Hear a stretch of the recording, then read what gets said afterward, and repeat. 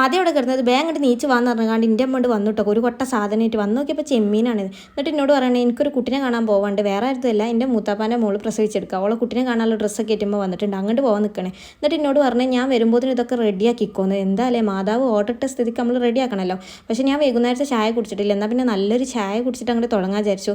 അല്ലുമോന് കട്ടൻ ചായ പറ്റുള്ളൂ. എനിക്കും അവസാനം പാൽ ചായ ഇഷ്ടമാണ്. പക്ഷേ ഇവിടെ പാൽപ്പൊടിയാണ്, പാലില്ല. അതുകൊണ്ട് ഞാൻ പാൽപ്പൊടി ഇട്ടുകൊണ്ട് നല്ലൊരു ഗ്ലാസ് ചായ അങ്ങോട്ട് കുടിച്ചു.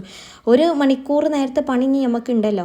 ഇതൊന്നും ഇത് എന്നെ സംബന്ധിച്ചിടത്തോളം ഈ ചെമ്മീൻ തൊലിക്കൽ എനിക്ക് ഭയങ്കര ഇഷ്ടമുള്ള കാര്യം. പക്ഷേ എൻ്റെ ബാക്കിൽ നിൽക്കുന്ന ആ കുരു ഉണ്ടല്ലോ, ആ പച്ച കളറുള്ള കുരു, ആ കുരുവിനായിട്ട് ഇത് തൊലിച്ചൽ ഭയങ്കര പാടാട്ടോ. ഓന് ഇങ്ങനെ ഡിസ്റ്റർബ് ചെയ്തുകൊണ്ടിരിക്കും. രണ്ടാളും കൂടി നല്ല തല്ലുവിട്ടിട്ട് അതാണ് ഭയങ്കര പാട്. പിന്നെ അത് കഴുകി വൃത്തിയാക്കിയിട്ട് അതിലേക്കുള്ള മസാലകളൊക്കെ ഒരുമിച്ച് ഞാൻ അങ്ങോട്ട് മിക്സ് ചെയ്തു. അല്ലെങ്കിൽ വേറെ വേറെ ഇങ്ങനെ മിക്സ് ചെയ്യാൻ നിൽക്കണം, അത്രയും ടൈം നമ്മളിത് പോകുമല്ലോ. ഈ പ്രാവശ്യം ഞാൻ ഫ്രൈ ചെയ്ത് കണ്ടായിട്ട് ഉണ്ടാക്കുന്നത്.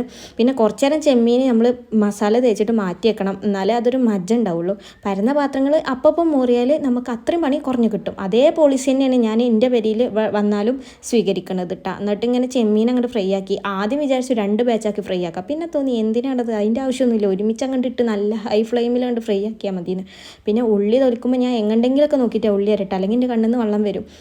പിന്നെ അതാ ചെമ്മീൻ അതിൻ്റെ ഇടയിൽ ഇളക്കാൻ പറഞ്ഞാൽ അതങ്ങോട്ട് അടി പിടിക്കൂട്ടെ. പിന്നെ ഇഞ്ചിയും വെളുത്തുള്ളി ഉണ്ടല്ലോ, ഫ്രിഡ്ജ് കേടുന്നതുകൊണ്ട് നമ്മൾ ഉണ്ടാക്കി വെക്കലില്ല, അപ്പം ഉണ്ടാക്കലാണ്. ഇതിൻ്റെ ഇടയിൽ മാതാജി വന്നിട്ടുണ്ടായിരുന്നു. എന്നിട്ട് എന്നോട് ചോദിക്കുക ചെമ്മീൻ ഇപ്പോഴും ആയില്ലേന്ന്. എന്താ ഇപ്പം ഞാൻ മുപ്പത്തേരോട് മറുപടിയൊക്കെ പറയാം. ചെമ്മീൻ തൊലിച്ചാൻ തന്നെ വേണം ഒരു മണിക്കൂർ. പിന്നെ അത് ഉണ്ടാക്കണ്ടേ. അങ്ങനെ അത് ഉണ്ടാക്കുന്ന പ്രോസസ്സിങ് ഞാൻ അങ്ങോട്ട് സ്റ്റാർട്ട് ചെയ്തു. ഉള്ളിയും തക്കാളിയും വാട്ടുക. പിന്നെ അധികം മസാലകളൊന്നും വലിച്ച് വാരി ഇടുന്നത് എനിക്കിഷ്ടമല്ല. ചെമ്മീൻ്റെ ആ ഫ്ലേവർ ഉണ്ടല്ലോ അതേക്ക് ഇങ്ങനെ കത്തി നിൽക്കണം. പിന്നെ ഞാൻ പൊരിച്ച ചെമ്മീൻ 3-4 ഞാൻ ടേസ്റ്റ് നോക്കി. ഇനി എത്രയും പെട്ടെന്ന് മസാലയൊക്കെ കിട്ടിയില്ലെങ്കിൽ ടേസ്റ്റ് നോക്കി അതങ്ങോട്ട് കഴിയും. അങ്ങനെ ഇത് മസാലയൊക്കെ ഇട്ട് ഇത് ഇപ്പം തന്നെ വാരി വലിച്ച് തിന്നാൻ തോന്നുന്നുണ്ട് എനിക്ക്. പക്ഷേ നമ്മൾ കുറച്ച് ചൂട് വെള്ളം ചേർത്തിട്ട് ഇതങ്ങോട്ട് വേവിച്ചെടുക്കണം. ഇപ്പം നമുക്ക് തോന്നുന്നു ഇതിൽ വെള്ളം കൂടിയെന്ന്. അല്ലട്ടോ, അത് വറ്റി വരുന്നത് വരെ നമ്മൾ ഹൈ ഫ്ലെയിമിലിടണം. അപ്പോൾ ഇതിൻ്റെ ടേസ്റ്റ് ഒന്ന് വേറെയാണ്. ഈ സമയം കൊണ്ട് നമുക്കൊന്ന് ക്ലീൻ ആക്കി വെക്കാം.